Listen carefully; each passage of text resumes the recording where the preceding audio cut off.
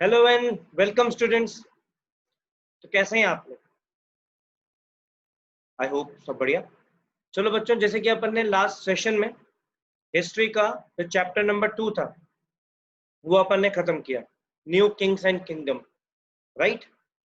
जिसमें अपन ने अलग अलग किंगडम्स के बारे में जाना, राजाओं के बारे में जाना, राजाओं के जो सबॉर्डिनेट थे उनके बारे में जाना। ठीक है, तो बच्चों उसी चैप्टर को अपन फर्दर कंटिन्यू करेंगे। दैट मीन्स अपन हिस्ट्री को ही कंटिन्यू कर रहे हैं और डिफरेंट डिफरेंट एरियाज के बारे में, डिफरेंट डिफरेंट राजाओं के बारे में आज अपन स्टडी करेंगे।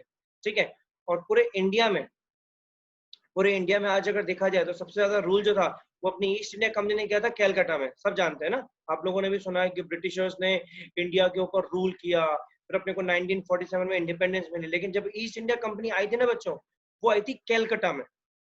ठीक है, 1600 सेंचुरी में, 1600 के टाइम पे ईस्ट इंडिया कंपनी ने इंडिया में एंट्री करी थी और 1650 में फर्स्ट टाइम उसने इंडिया के अंदर ट्रेडिंग जो है वो स्टार्ट करी थी कैलकाटा से।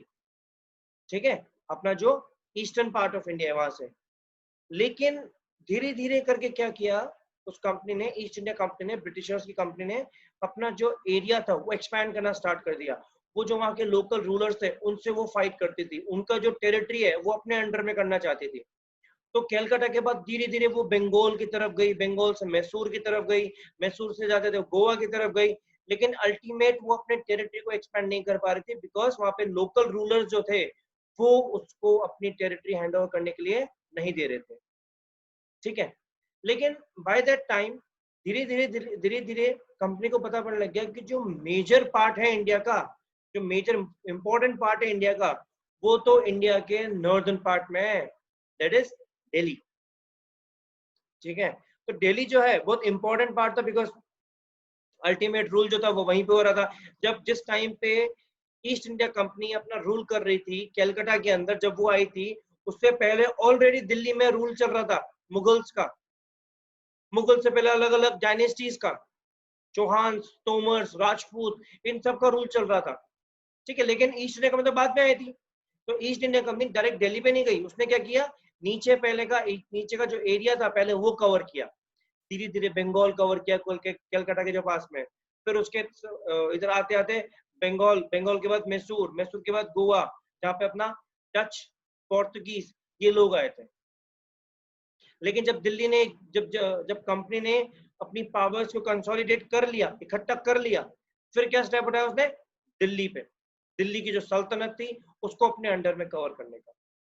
लेकिन उससे पहले अपने सब जाने कि दिल्ली में कैसे कंपनी ने लड़ाई लड़ी, कैसे अपने अंडर में लिया, उससे पहले अपने को ये जानना बहुत जरूरी है कि दिल्ली उस टाइम पे कैसा था, कौन कौन से वहां के राजास थे, कौन से रूलर्स थे, दिल्ली की क्या हिस्ट्री है। कोलकाता में जैसे मैंने बताया कि जब ईस्ट इंडिया कंपनी आई उससे पहले से ही दिल्ली पे रूल था किसी का, मुगल्स का। उससे पहले अलग अलग डायनेस्टीज थी। तो कौन सी वो डायनेस्टीज थी, किस तरीके से दिल्ली रन कर रही थी पूरे इंडिया में, आज अपन उसके बारे में स्टडी करेंगे, थोड़ा सा बेसिक। चलो स्टार्ट करते हैं बच्चों इस चैप्टर को।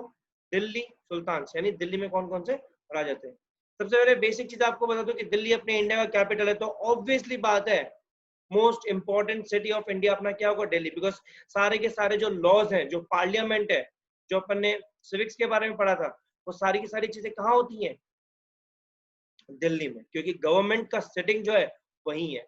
पता ना, पार्लियामेंट, असेंबलीज, लोकसभा, राज्यसभा, नरेंद्र मोदी, आपका फेवरेट राहुल गांधी। ठीक है, तो उन सबकी सिटिंग क्या होती है, पार्लियामेंट के अंदर। पार्लियामेंट का है अपने इंडिया का कैपिटल, इंडिया का कैपिटल कौन सा है, दिल्ली। सारे के सारे लॉज वहीं बनते हैं, वहीं से ही डिसीजन जो है वो लिए जाते हैं अपनी कंट्री के ऊपर। ठीक है, तो इसीलिए पॉलिटिकली बहुत इंपॉर्टेंट सिटी है अपने इंडिया के लिए। लेकिन दिल्ली की जो कहानी है वो इतनी आसानी से फैली हुई नहीं थी जैसे कैलकाटा की कहानी फैली because of east India company. Delhi की जो कहानी थी वो इतनी ज्यादा डिस्क्रिप्टिव वे में नहीं है अपने पास, क्योंकि वहां के अलग अलग राजाओं का अलग अलग राज रहा है। जो तोमर थे उनका अलग ही मानना था, उनके अलग ही बिलीफ थे। राजपूतों का अलग मानना था, मुगल्स का अपना अलग मानना था, है ना। तो ऐसे करके क्या हुआ, दिल्ली जो है बहुत वाइड और अलग अलग डायनेस्टी ने यहाँ पर रूल किया।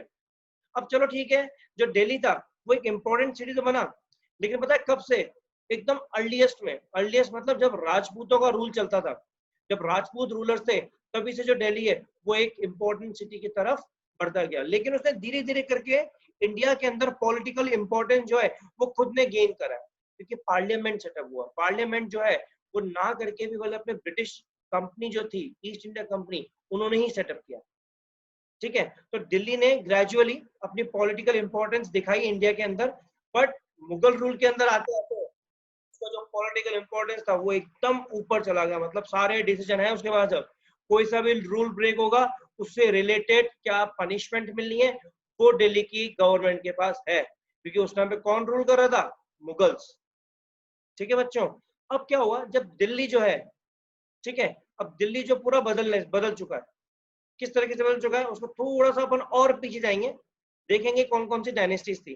ठीक है, जब दिल्ली फर्स्ट कैपिटल बना किंगडम का, तो उस टाइम पे जो उसका राजा था, जो डायनेस्टी थी, वो थे तोमर्स, जो राजपूत डायनेस्टी से बिलोंग करते थे। ठीक है बच्चों, ध्यान रखना, राजपूतों के राजाओं का जो तोमर था, ठीक है, वही वही जो है वहां पर रूल कर रहा था। अब क्या हुआ, जो तोमर राजपूत थे वो डिफीट हो गए 12th century, mid 12th century के बाद, और वहां पर कौन आए? चौहान्स। जैसे ही चौहान्स आ गए तब दिल्ली जो है एक इंपॉर्टेंट कमर्शियल सेंटर बन गया तोमर्स एंड चौहान्स के बीच में। कमर्शियल सेंटर मतलब ट्रेडिंग का एक तरीके से बहुत अच्छा मीडियम बन गया, और बहुत अच्छे अच्छे बिजनेसेस जो हैं वो सेटअप होने लग गए। जितने भी जैन थे, जो मर्चेंट्स थे, जो दिल्ली में रह रहे थे, उन्होंने अपने बड़े बड़े टेम्पल्स बना लिए। आज अपन देखते हैं ना, जो जैन टेम्पल्स होते हैं कितने अच्छे होते हैं, वो उस टाइम के बने हुए हैं। ठीक है, यहाँ तक कि जो कॉइन्स हैं वो कॉइन्स भी वहीं पे बनने लग गए, जिसको दिल्ली वाल बोलने लग गया। दिल्ली के सेपरेट कॉइन्स, सोचो आप, आज अपने इंडिया के पास जो कॉइन्स है 1 रुपए 2 रुपए, वो इंडियन कॉइन्स है। लेकिन किसी टाइम पे दिल्ली के खुद के कॉइन्स होते थे जिनको दिल्ली वॉल कहा जाता था। ठीक है, अब ऐसे करके दिल्ली की सल्तनत जो है वो 13th सेंचुरी तक आगे बढ़ती गई। आगे बढ़ते बढ़ते बढ़ते उसने दिल्ली को पूरा सब कॉन्टिनेंट जो है अपना इंडिया का, जो इंडिया सॉरी जो एशिया का जो सब कॉन्टिनेंट है इंडिया, पूरे उस सब कॉन्टिनेंट का कैपिटल बन गया दिल्ली, क्योंकि इतना ज्यादा उसने इंपॉर्टेंस खुद की क्रिएट कर ली थी। और दिल्ली सल्तनत जो थी वो जैसे कि 5 to 6 डायनेस्टीज के अंदर जो थी रूल कर रही थी, अलग अलग पीरियड वाइज। ऐसा नहीं कि एक टाइम पे दो राजा थे, एक टाइम पे एक राजा, एक टाइम पे एक राजा। ठीक है, तो अलग अलग पीरियड में अलग अलग डायनेस्टीज ने वहां पर रूल किया। जैसे कि आपके राजपूत हो गए, आपके चौहान्स हो गए, आपके मुगल्स हो गए।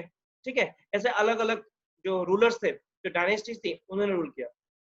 जो अब बच्चों जो वहां रूल कर रहे थे, जो दिल्ली के सुल्तान थे, जो दिल्ली के राजा थे, उन्होंने क्या कर दिया, दिल्ली के अंदर ही छोटी छोटी सिटीज जो है वो बना ली थी। छोटे छोटे जो राज्य हैं, सिटीज हैं, वो बना लिए थे, शहर होते हैं वो बना लिए थे। उनके जो नाम रखे वो दिल्ली है कुहाना, आपका जहांपना, आपका सिरी, आपका फिरोजाबाद, इस तरीके से कुछ उनके नाम दिए जो दिल्ली के सुल्तान थे उन्होंने।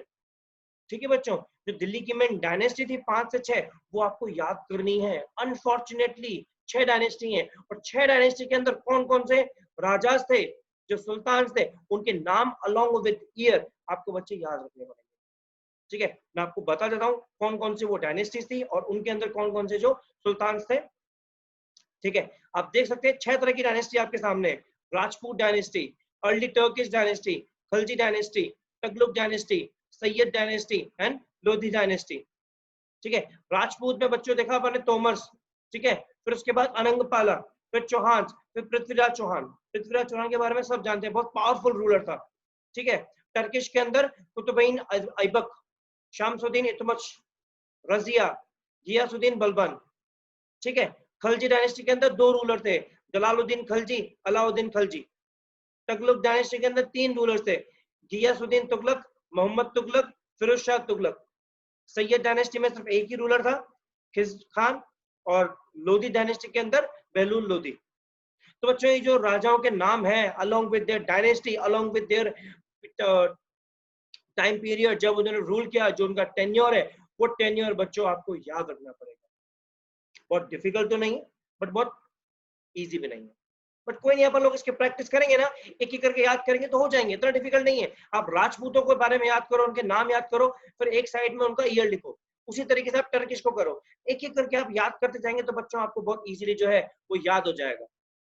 ठीक है, तो आई नो ये थोड़ा सा अपना यहाँ पे लर्निंग पार्ट जो है वो बढ़ गया, इसलिए आज का जो सेशन है इसको अपन यहीं रोकते हैं। ठीक है, आप लोग उसके अच्छे से नोट्स बना लीजिए और उनको याद कर लीजिए। इनसे रिलेटेड आपसे जो क्वेश्चन आंसरिंग है वो चलती रहेगी। ठीक है बच्चों, आई होप आज का जो सेशन है बहुत छोटा सा है बट स्टिल दिल्ली के बारे में है, अपनी कंट्री का जो कैपिटल है उसके बारे में। चलो बच्चों, आई गेस आपको फिर से समझ में आ गया होगा। तब तक के लिए आप घर पे रहें, सेफ रहें, बाहर ना निकलें, सुरक्षित रहें। फिर मिलेंगे बच्चों।